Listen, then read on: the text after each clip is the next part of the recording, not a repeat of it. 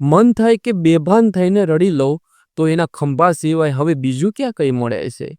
એકવાર આંખો બંધ કરીને યાદ કરજો કે મુશ્કેલીઓના તોફાની દરિયામાં જ્યારે બોટ ડૂબતી હોય તો સૌથી પહેલા તમારો હાથ ખેંચ્યો કોણે હતો? જ્યારે દુનિયા પરાઈ થઈ જતી હોય અને ચારેય બાજુ તમને મુશ્કેલી આવતી હોય ત્યારે તમને ગળે વળગાડીને કોણે કહ્યું હતું કે બેટા હું હજી છું ને? જીવનના દરેક તબકે જ્યારે પોતાને કંઈક ખૂટતું હોય ત્યારે માં પોતાને ઓછું કરીને ભરપૂર આપને બનાવ્યા છે. પોતાના સપનાઓ, પોતાની ઈચ્છાઓ અને પોતાની હસતી મોસમો બધું જ છોડી દીધું છે, કારણ કે તેના ગાલમાં જુરુમાં આપણા નાનપણના કિસ્સાઓ છુપાયેલા છે.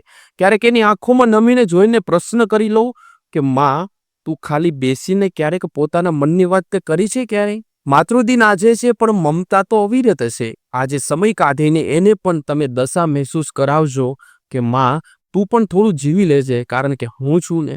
જિંદગીની કેરીઓ પર પગથિયા બધા ચડી ગયા, પણ માની ઉમરાની માટી આજે પણ ભીની જ છે. આંખો બંધ કરતા જ માને શોધું દુનિયામાં એ જ કે જેને હું કેમ હસીશ તે ન પૂછવું પડે.